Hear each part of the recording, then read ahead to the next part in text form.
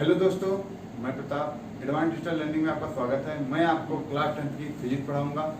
आज का मेरा टॉपिक है reflection of light. Reflection of light क्या होती है? जब कोई हाई पॉलिश सरफेस होता है उस पर लाइट इंसिडेंट कराते हैं और लाइट उसी डायरेक्शन में वापस चली जाती है। इस फिनोमिना को रिफ्लेक्शन ऑफ लाइट कहते हैं।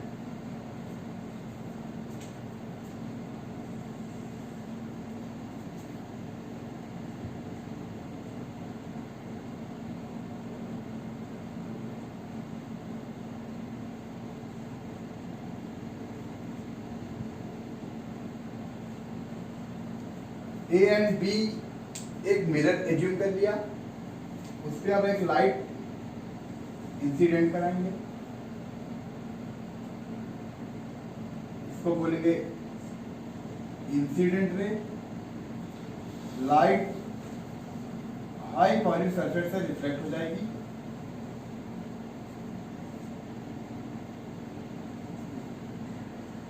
इसको बोलेंगे, कह सकते हैं रिफ्लेक्ट रे। हाई पॉलिश सरफेस या मिरर कह सकते हैं, उससे नॉर्मल परपेंडिकुलर नॉर्मल ड्रॉ कर लेंगे।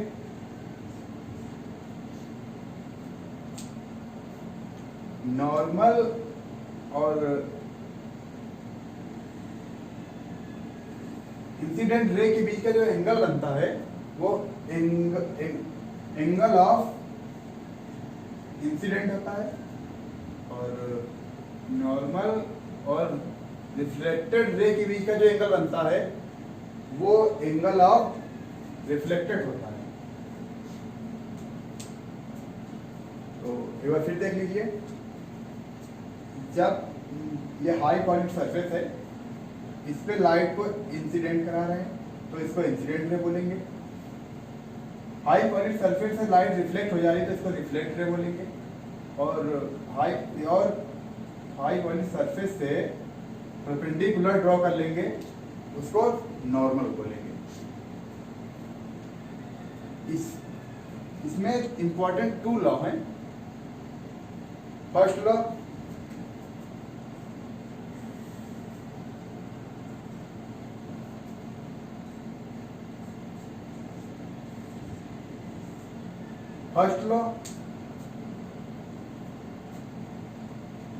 Angle of incident equal to angle of reflection.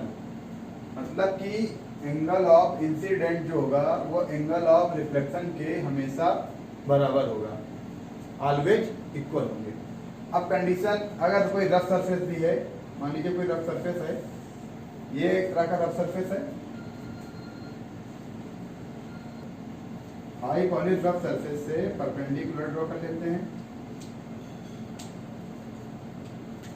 और ये लाइट इधर रिफ्लेक्ट हो जाती है तो इसको इंसिडेंट रे बोलेंगे, ये reflected ray. Incident angle, reflected angle and normal. अगर कोई रफ सरफेस भी है, उस कंडीशन में incident angle always equal to reflection angle.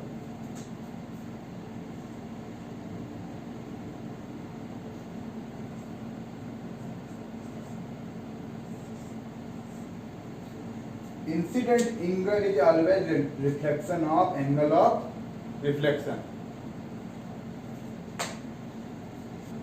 चलिए अब सेकंड लॉ की तरफ चलते हैं।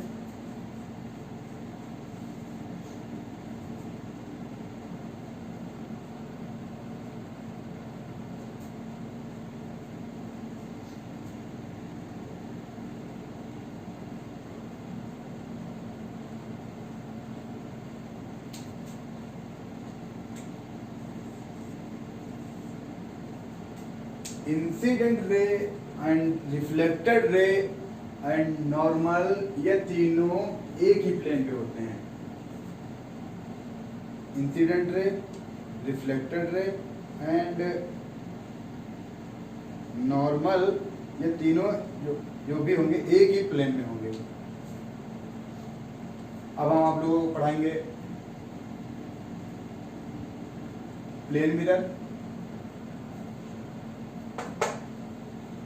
अब हम आप लोगों को प्लेन मिरर पढ़ाएंगे। प्लेन मिरर क्या होता है कि प्लेन मिरर मतलब कि समतल दर्पण। समतल दर्पण क्या होता है कि समतल दर्पण द्वारा बना प्रतिबिंब सदैव आभासी और सीधा होता है और प्रतिबिंब का साइज वस्तु के साइज के बराबर होता है। प्रतिबिंब दर्पण के पीछे उतनी दूरी पर बनता है जितनी दूरी पर दर्पण के सामने वस्तु रखी होती है। इसमें भी 3 कंडीशन होती हैं। 3 कंडीशन की तरह क्वेश्चन पूछे जा सकते हैं। पहली कंडीशन कि फर्स्ट कंडीशन क्या है कि ये मेरा दर्पण है और ये वस्तु है।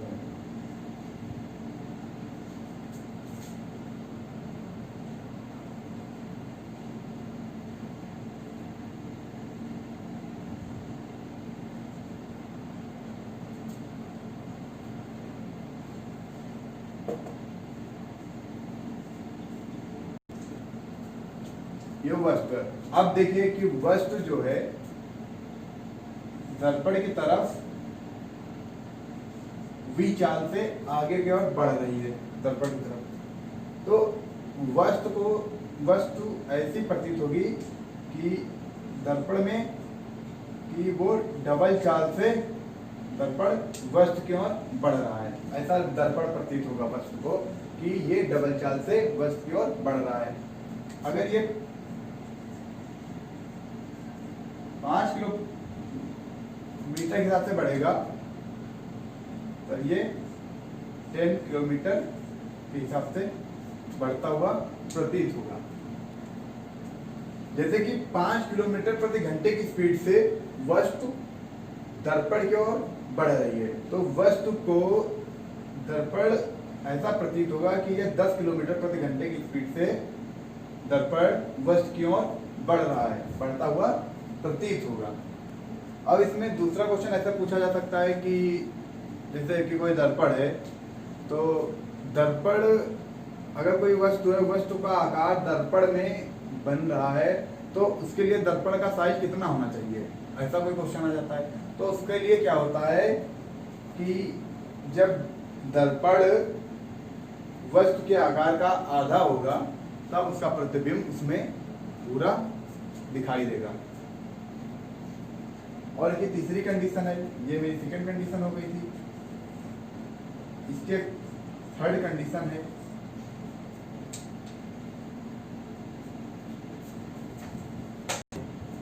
अब इसकी एक कंडीशन हमारी ये है कि जैसे दो मिरर हैं, इसमें क्वेश्चन पूछा जाएगा कि अगर दो मिरर है उसके बीच में कोई वस्तु रख दी जाए तो कितने प्रतिबिंब बनेंगे, ऐसा भी क्वेश्चन आता है। तो उस कंडीशन में क्या होता है, इसकी भी एक तरह से 3 कंडीशन बनती है। पहली कंडीशन, दो दर्पण के बीच में या दो मिरर के बीच में कोई वस्तु रख देते हैं, जैसे कि 60 डिग्री पे कोई वस्तु रख दी गई। तो उसके लिए सबसे पहले हम क्या करेंगे, 360 डिवाइड 60 डिग्री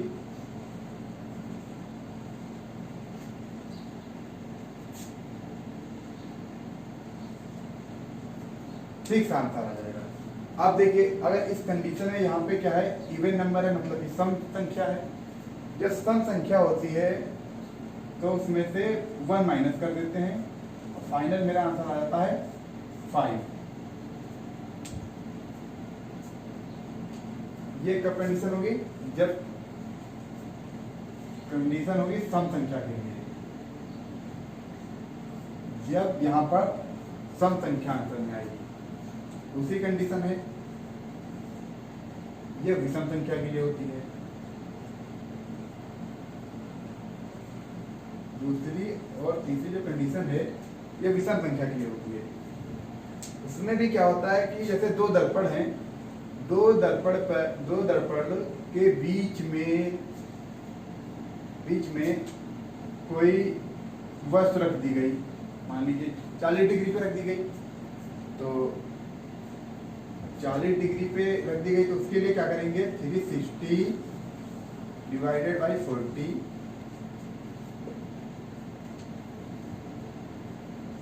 ये 9 आ गया। अब थर्ड कंडीशन में भी सेम होगा कि समझ लीजिए कि 360 मतलब कि बीच में रखी हुई है, उसके लिए भी 360 डिवाइड बाई 40 इक्वल टू 9। अब आप कंफ्यूज होंगे कि दोनों कंडीशन में क्या है, 9 आ रहा है। उसके लिए आप क्या करते हैं कि जब दो दर्पण के बीच में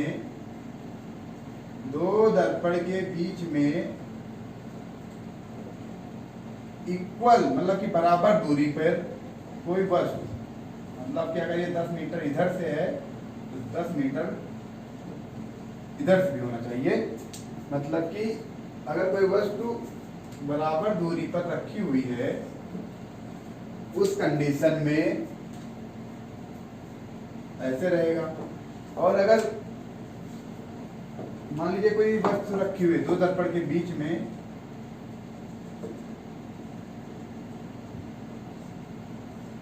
दो दर्पण के बीच में कोई वस्तु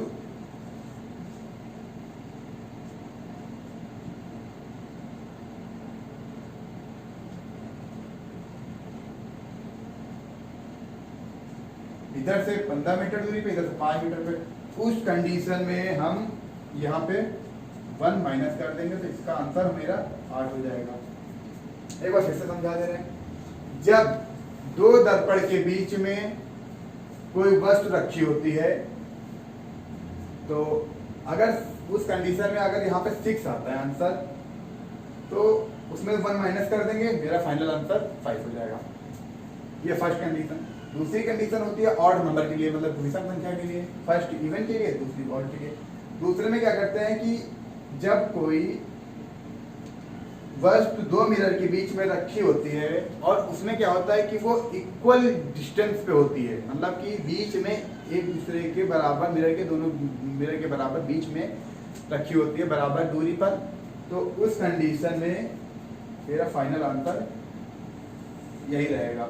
अब तीसरी कंडीशन क्या है कि जब दो मिरर के बीच में कुछ दूरी रहती है, जैसे इधर 15 मीटर रखा हुआ है, इधर 15 मीटर दूरी है, इधर 5 मीटर दूरी है, उस कंडीशन में हम क्या करते हैं कि 360 से डिवाइड करके 1 माइनस कर देते हैं, फाइनल आंसर मेरा 8 आ जाता है। आज के लिए इतना ही। अब नया लेक्चर मेरा स्पेरिकल मिरर होगा, उसको हम नेक्स्ट लेक्चर में पढ़ाएंगे। Thank you.